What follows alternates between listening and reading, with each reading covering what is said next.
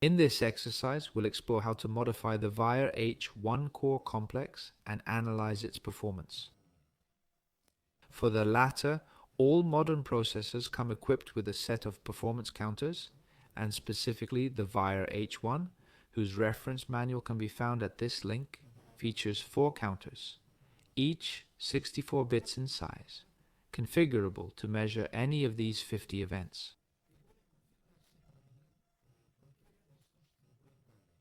We see events related to elapsed cycles, instruction cache hits and misses, executed instructions, aligned and decoded operations, load stores, branch predictions, and more.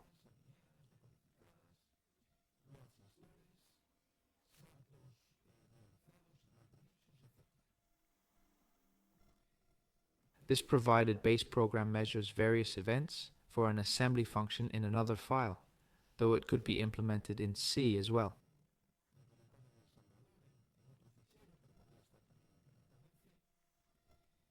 For this, we use the PSP, Western Digital's platform support package, which provides functions. Here in red, we see the ones we use to configure and use the counters. First, all counters are enabled with this function, then configured with another to measure cycles, instructions, and mispredicted jumps. We could change the measured event here. The function to measure is called, but first we read each counter's value.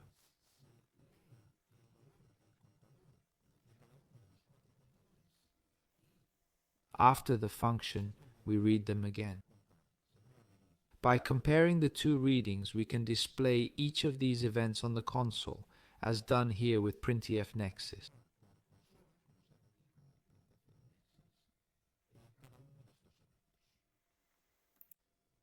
Alright, let's look at an example in the virtual machine of running this provided code in the BitBo simulator. First, we'll download it from the given link. The link is provided in the practice materials.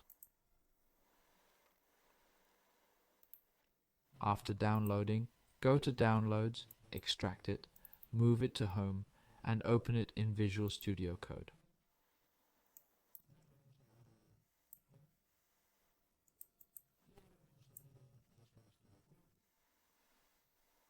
File, Open Folder.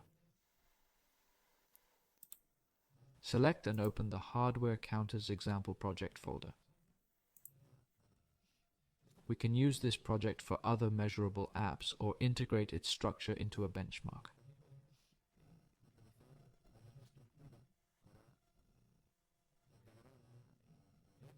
We'll cover all this in more detail later.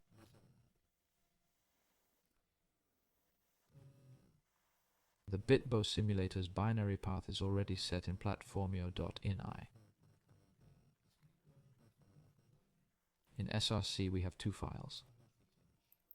testcc has the code from the slide, calling the test_assembly function in testassembly. As we can see, it loops through a series of instructions that don't really do anything. It's just an example program that loops for a set number of iterations and then ends. When it finishes, it'll return to the test C function, where it'll show the final counter values on the console. Let's run it in BitBo. First, we'll enter the master folder in the terminal.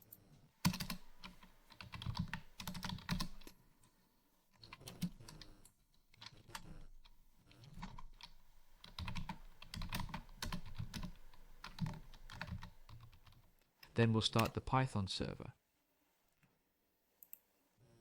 In their browser, we'll connect to the localhost board and launch the simulation.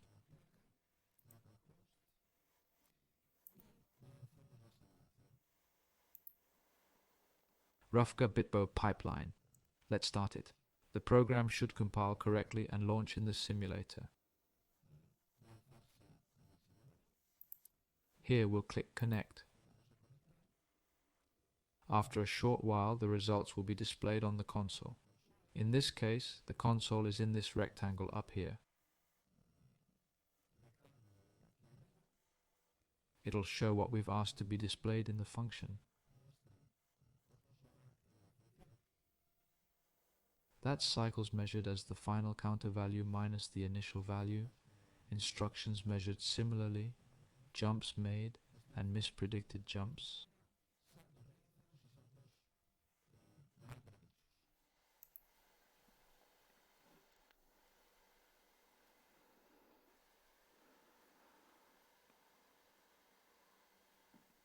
After a short time, depending on our laptop's processor speed, but not exceeding a minute or two, we'll get the cycle count.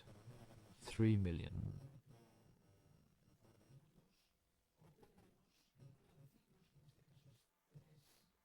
The executed instructions are 6 million, which makes sense for a two-way processor and code without stalls.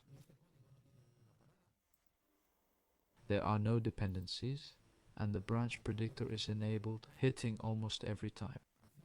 We can see this in the million jumps made, matching the program's million iterations with practically no misses.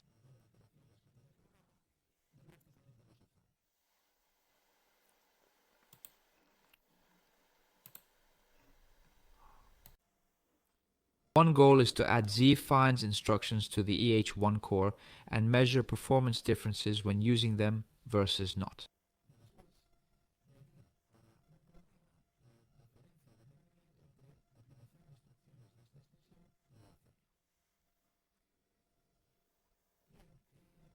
Remember, the Vire EH1 supports risky Vire-based ISA, compressed instructions, and integer multiply divide extensions. Since it's open source, we can modify the core and add instructions from other RSKV extensions not in the original.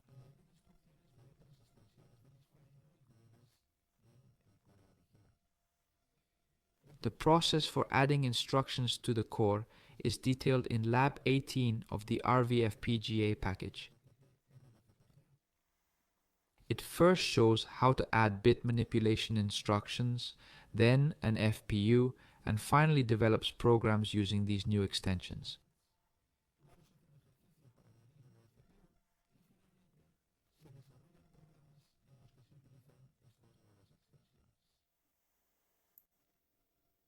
This link provides more info on the recently approved RISC-V z-finds extension.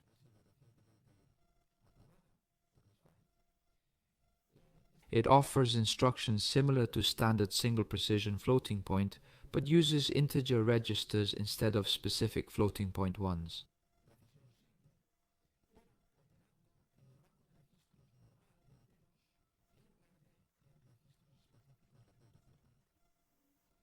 It's ideal for adding to the core as it's simple, yet illustrates the instruction addition process well.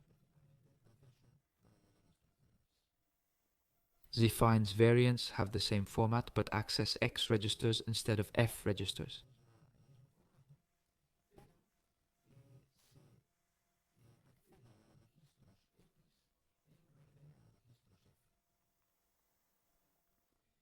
It includes floating point add, subtract, multiply, and divide instructions with 32-bit formats shown here.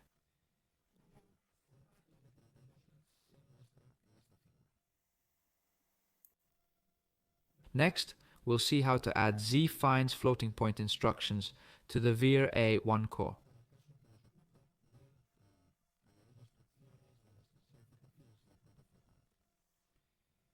We need to modify two major core blocks: the execution unit, where floating point operations are processed, and the control unit, which manages these operations. Let's start with the execution unit. We need functional units to perform the floating point operations we want to implement: addition, multiplication, and division. We have two options: implement them ourselves, which requires extensive hardware description language knowledge and isn't our goal here, or download an existing open source version from the internet, which is what we'll do.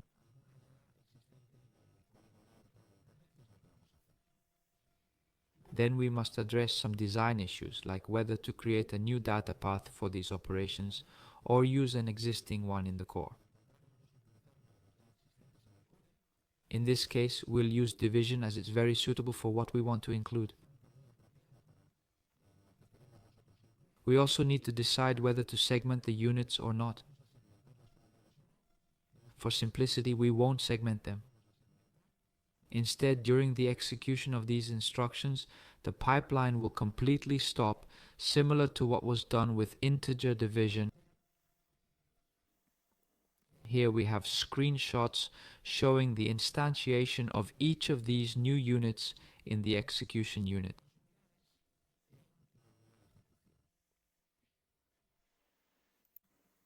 On the other hand, as we mentioned, we need to modify the control unit.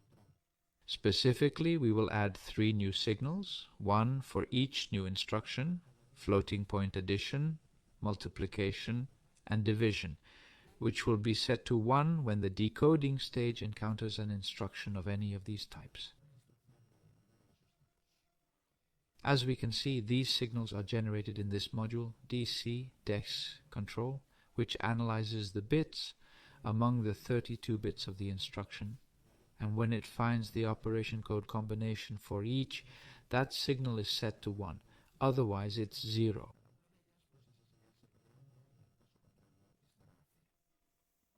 This signal will then affect the execution unit to manage the new operations.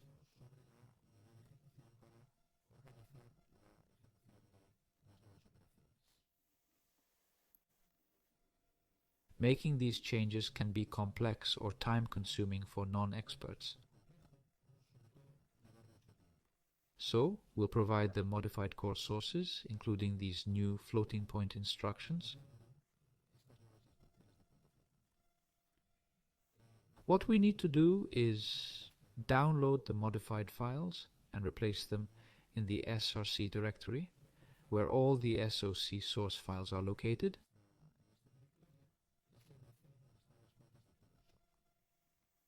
Once done, we'll regenerate the SOC.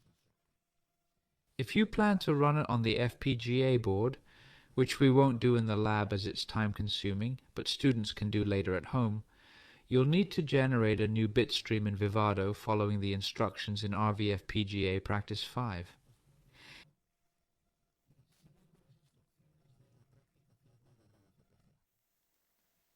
If we want to run it in the simulator, which is what we'll do in RVfpga Bitbo, we'll need to generate a new binary for the simulator that includes the updated SOC sources. For this, we'll open a terminal, enter the simulator source directory, verilator simbitbo, which references the SOC sources we mentioned earlier. We'll use makelin and make to recompile the simulator with shock modifications. In platform.io, we'll use the new binary from this directory.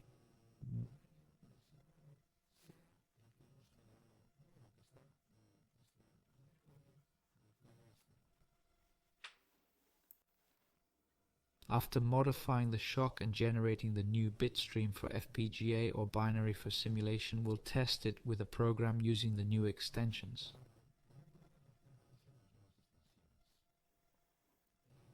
We'll use the new instructions by encapsulating them in the code using their 32-bit format.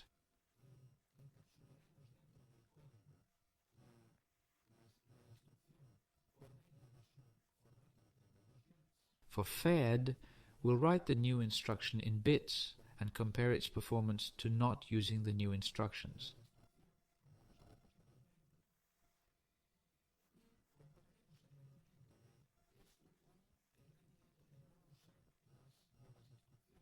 We'll write the program in C and compile it with the provided compiler, which doesn't support the new extension.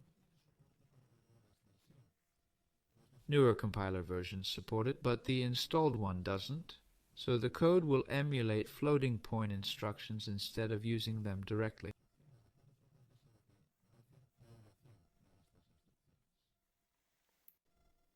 Alright, let's look at an example of all this in the virtual machine. First, we'll download the core sources.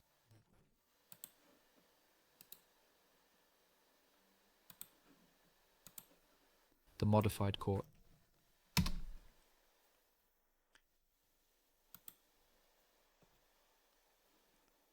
It shouldn't take long. Downloads, here they are. We'll extract them. Extract here and move them to home.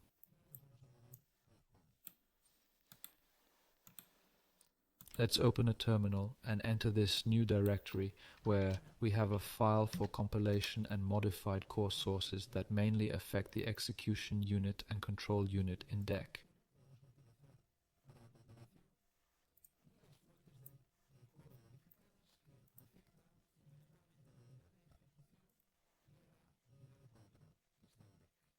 We also need to make changes in the include folder and this file.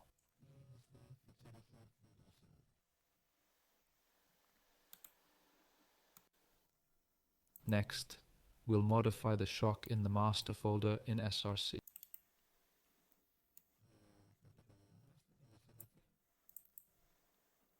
Inside Surbol shock and SURF EH1 core complex here. We need to copy all of this. We'll drag it and confirm to merge. We'll apply this action to all and replace files.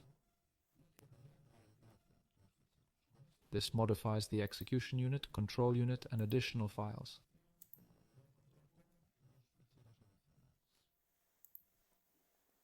On the other hand, we also need to update the file from the simulator. This one here, Surbol 07 Bitbo. We replace it in the Verilator simulator source folder without Bitbo.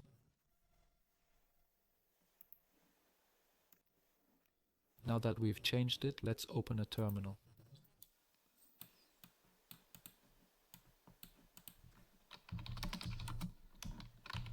We go to the Verilator master folder without Bitbo and run make link, followed by make.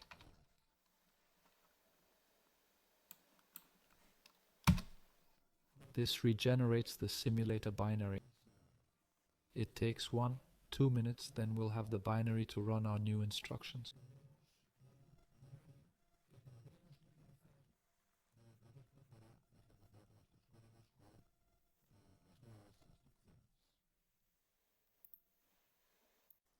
The compilation should finish without issues, and we should have obtained this RVfpga.sim file, which corresponds to the shock binary with the zfings extension, or with the 3 instructions add, mul, and diff from the zfings extension that we've included.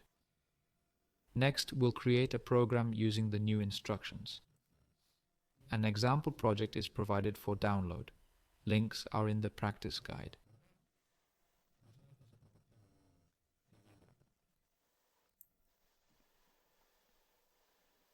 It shouldn't take long. In downloads, we've got this project, which we'll extract and copy to home. Let's open it in SRC to see what's included.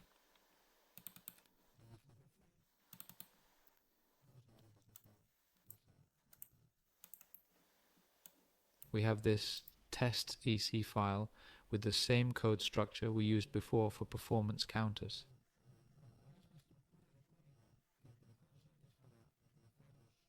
Once counters are initialized to measure cycles, it calls this function and that other function.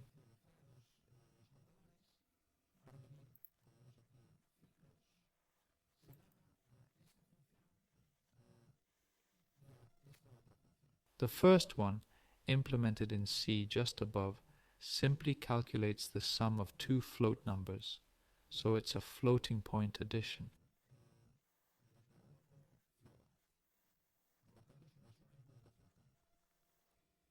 The compiler, as we mentioned, doesn't support the zfings extension, so it'll translate this into an emulated operation. On the other hand, in this function we'll use the new FAD instruction. This function is implemented in the other assembly file. As we see here, it simply takes two numbers, x and y, as input parameters. It performs the FAD instruction on these numbers. We input the full 32-bit instruction, and we'll let students verify that these bits indeed correspond to the FAD instruction on registers T3, T4, writing the result to T5, and then we return the floating point sum result as an output parameter.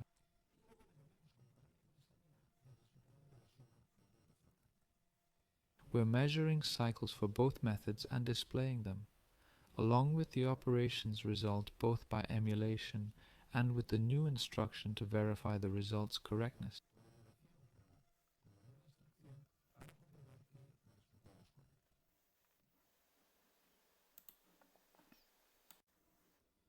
To finish, we'll run the program we downloaded in the new BitBo simulator. Let's open Visual Studio Code and open the downloaded project.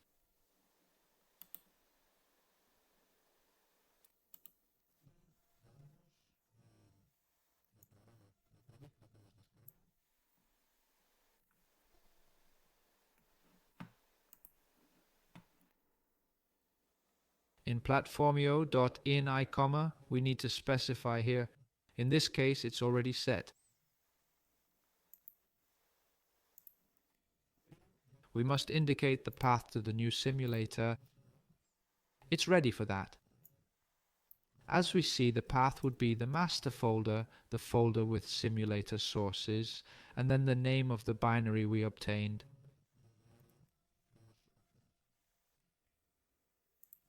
Now we launch the Python server as usual and connect to the board.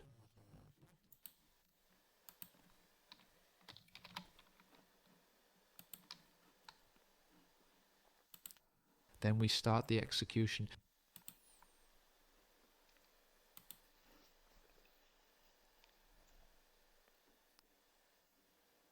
If we go to the browser and connect to the board, the results are displayed.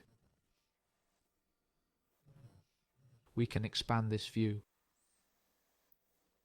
The first 3 lines show the emulation part, the last 3 show the execution with the new instruction. Let's look at the sum result in the program.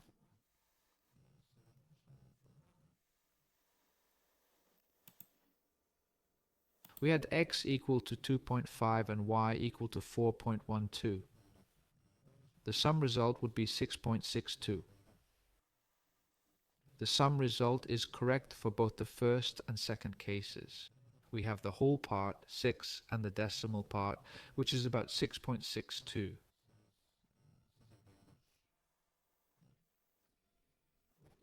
The number of cycles for emulation is much higher than for the new instruction, which makes sense.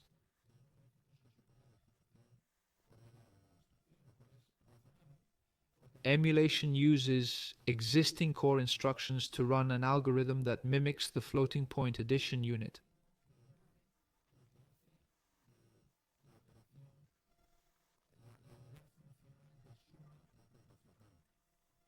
This takes many more cycles than executing on the new hardware unit. The second option is faster but needs more hardware, as we added a floating point addition unit.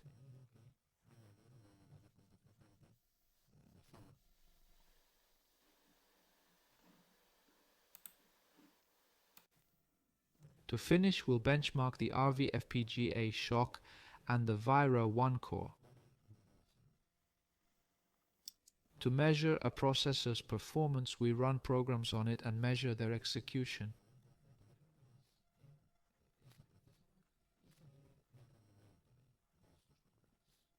This allows us to compare processors by running the same benchmarks and comparing their performance.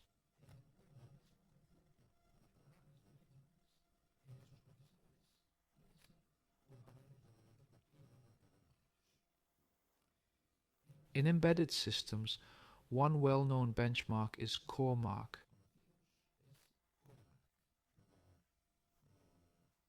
Its source code and details are available online.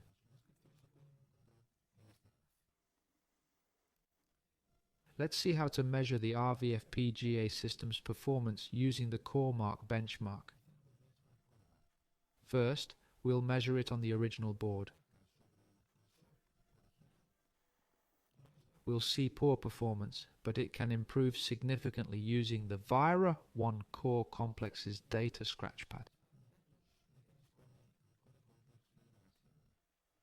Note that the data scratchpad has a 1-cycle latency, while main memory latency is much higher. The virtual machine is open, showing the connected board.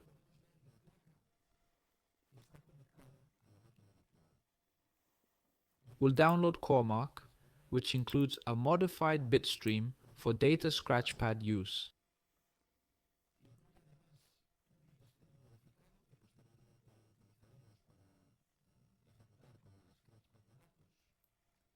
We'll download from the link provided in the practice guide. We'll unzip the file and move it to the home directory as usual.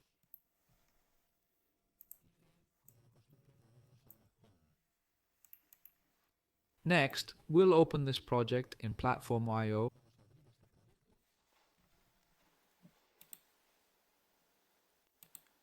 As always, we'll select Open Folder and click Open.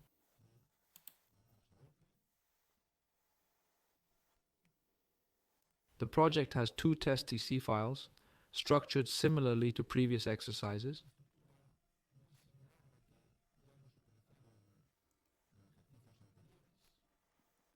We'll enable and configure performance counters to measure cycles and instructions.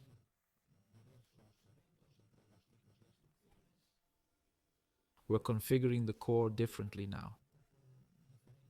Initially, we'll enable everything, but we can test various setups later. Next, we'll control it via switches. The program only starts when we flip a board switch. Finally, and most importantly, we call the CoreMark app. CoreMark is coded in another file. It's extensive with configurable parameters, but we'll keep it as is for now.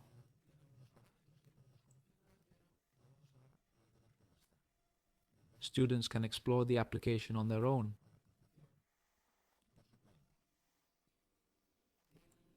The platform.io.ini file is set up to use the project's shock, which is in the CoreMark folder.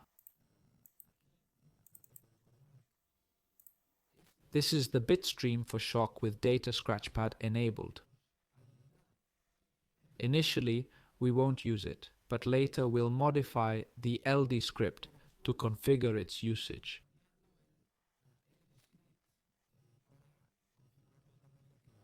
We won't detail the LD script process. Students can find and analyze it in the LED folder.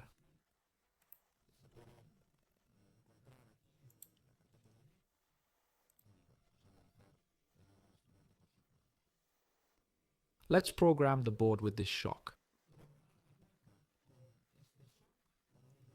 Click the platform.io icon and upload the bitstream.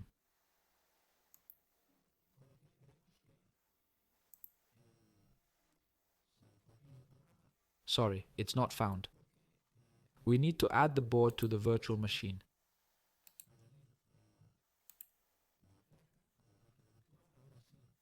Now it should work. The board is programmed.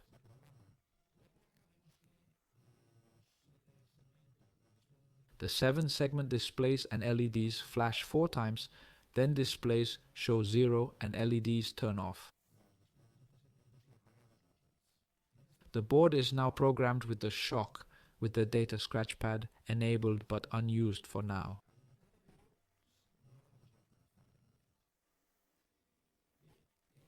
Let's run CoreMark. Go to Run and Debug and press Play.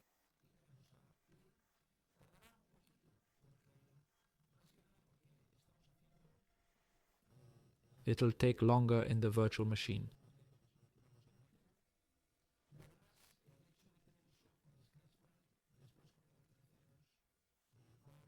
The shock with Scratchpad will slow execution further. We'll wait. Shouldn't take more than a minute.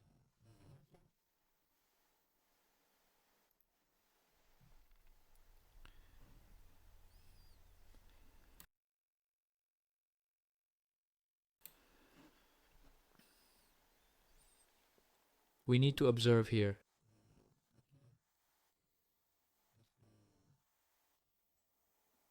This blue light is moving, indicating that Visual Studio Code is working and loading the program into the shock memory.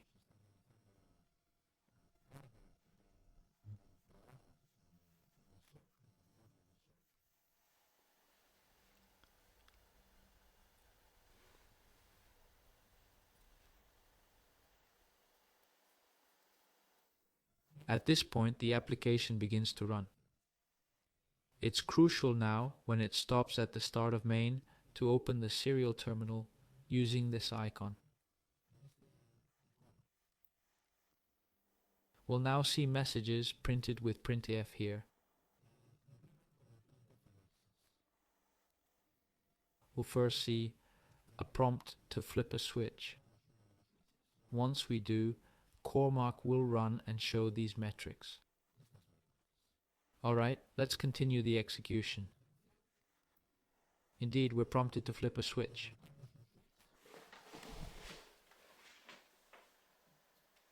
As soon as we do, the program runs and displays the metrics in the console.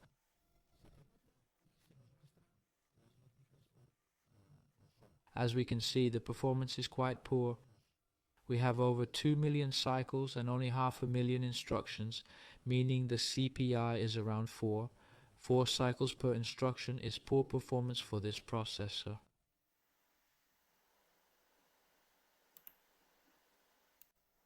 Let's improve performance by using the data scratchpad in our program.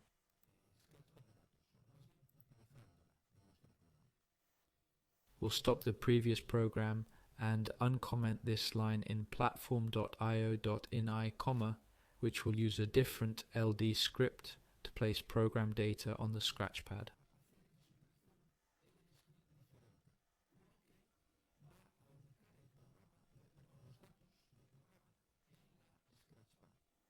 As this program accesses lots of data, reading with 1 cycle latency versus much higher before will significantly boost performance.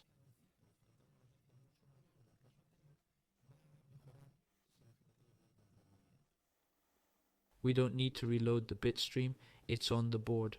We just launched this program.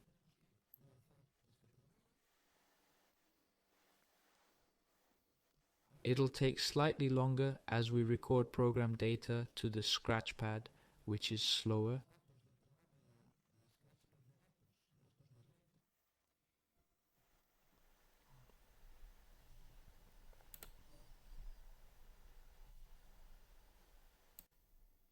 In any case, it shouldn't take more than a couple minutes. As we see, the program has stopped at the main function. We reopen the serial terminal. It's still showing the previous program's output. Let's continue the execution. Once again, we get the message to flip the switch. When we do, the CoreMark app runs and shows us the performance. As we can see, the instruction count is virtually the same, with tiny differences due to precision. But the cycle count has dropped to a quarter. We now have roughly the same number of cycles as instructions, meaning we've managed to reduce the CPI from 4 to 1 just by placing the data in the scratchpad instead of in main memory.